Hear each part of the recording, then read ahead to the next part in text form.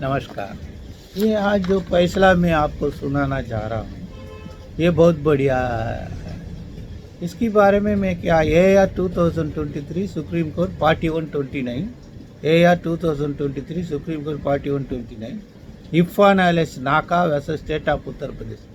ये जब उनका रिश्तेदार के साथ सो रहा था, अचानक वो उनको जला के कमरे से निकल गया। ये प्रोसिक्यूशन का कहना है। 302, 436, 326 ये IPC और सेक्शन 32 ऑफ एविडेंस एक्ट के मुताबिक वो उनको फांसी का सज़ा सुनाया गया है। फांसी का सज़ा जब भी सुनाया जाता है तो CRPC के मुताबिक वो हाई कोर्ट में रेफर होके वहाँ कंफर्म होना चाहिए। तो वही कानून है। तो वो लोअर कोर्ट अदालत ने रेफर कर दिया केस, रेफर ट्रायल। देन ये मुलजिम भी अपील किया है। आदि उच्च न्यायालय सुप्रीम कोर्ट ने इस केस को बरी कर दिया है। बरी करने का दो कारण दिया है। दो आदमी उनमें उनका खून हुआ था, दोनों का 2 डाइंग डिक्लेरेशंस है और PW2 PW4 का आई विटनेस स्टेटमेंट है। ये दोनों में थोड़ा इनकन्सिस्टेंसी है, तो बराबर नहीं है। दोनों का एक से एक कुछ गलत वेरिएशंस है। और ये डाइंग डिक्लेरेशन में भी ये प्रॉपरली। तो इस फैसला में डाइंग डिक्लेरेशन के बारे में आपको ज़्यादा जानकारी करना है तो ये बहुत कुछ किया है। और 11 रेगुलेशन उसके मुताबिक डाइंग डिक्लेरेशन बराबर है कि नहीं है, इसको आपको देखना पड़ेगा, ऐसा उनका कहना है। इसमें आपको ज़्यादा जानकारी चाहिए तो पैराग्राफ 49 से पैराग्राफ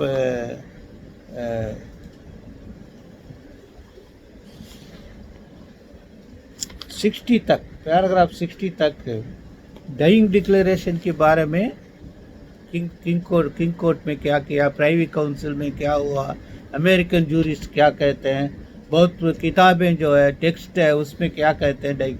उनका जनरली उनका कहना ऐसा है, जो आदमी अदालत के सामने गवाही देता है उसको स्वर्ण लेते हैं। सच कहूँगा, सच के बिना झूठा नहीं कहूँगा। ये भगवान के आधार पर भगवत गीता कुछ भी किताबी के ऊपर डाइंग डिक्लेरेशन ये स्टेटमेंट है। मगर जब डाइंग डिक्लेरेशन देते हैं तो वैसे सुविधा नहीं है, इसलिए डाइंग डिक्लेरेशन को केयरफुली लुक करना है। और कैसी कैसी संभावना हो सकता है, ये डाइंग डिक्लेरेशन आर्टिफिशियल हो सकता है, रिवेंज का हो सकता है, ये सब उसमें लिखा है, वो आप पढ़ लो। मगर ये 11 चीज जो है पैरा 62 में एक आ गया है। जो डाइंग डिक्लेरेशन देता है उनको मालूम है कि वो जल्दी मरने वाला है, ये नंबर देखना है। नंबर 2, जितना जल्दी हो सकता है उतना जल्दी फर्स्ट अपॉर्चुनिटी डाइंग डिक्लेरेशन देना पड़ेगा।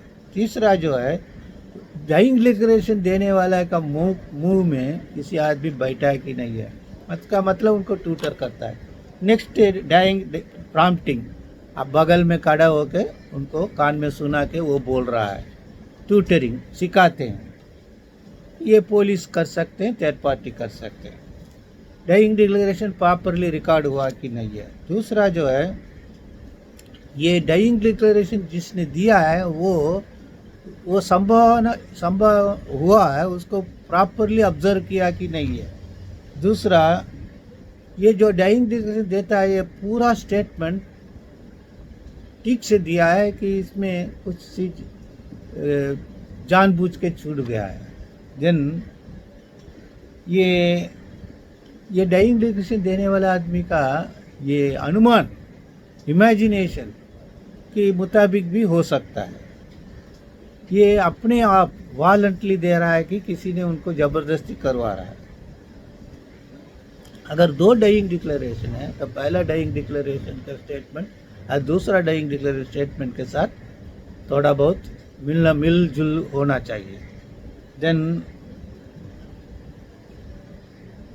अगर उनको चोट हुआ है तो उस चोट के कारण वो डाइंग डिक्लेरेशन दे पाएगा नहीं पाएगा, इसके बारे में आपको सोचना है।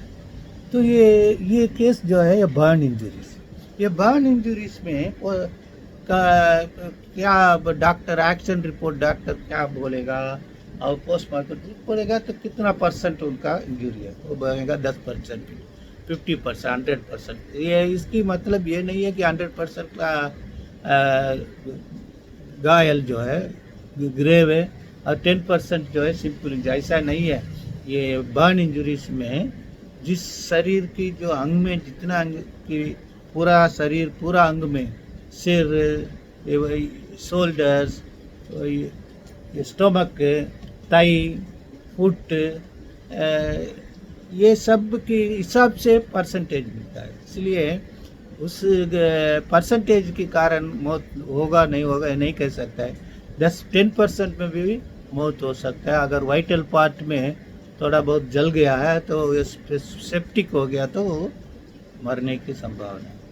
तो इसमें डाइंग डिक्लेरेशन में आप क्या कह सकते हैं, अगर आदमी डाइंग डिक्लेरेशन देने के बाद जल्दी अगर गुजर गया है तो उसकी पोस्टमार्टम रिपोर्ट आपको देखना पड़ेगा, क्योंकि ये जो कार्बन है, ये स्मोक जिसकी वो इनहेल करता है तो ये वोकल कॉर्ड में वो कार्बन का टुकड़े भी वहाँ अटक सकता है, लंग्स में अटक सकता है। इसके कारण वो बराबर बोल सकता है कि नहीं है, बराबर सोच सकता है कि नहीं है, ये दोनों आप डॉक्टर से पूछ के कर सकते हैं, नहीं तो नहीं है। ये सब पूरा आपको देखना पड़ेगा। ठीक है, नमस्कार।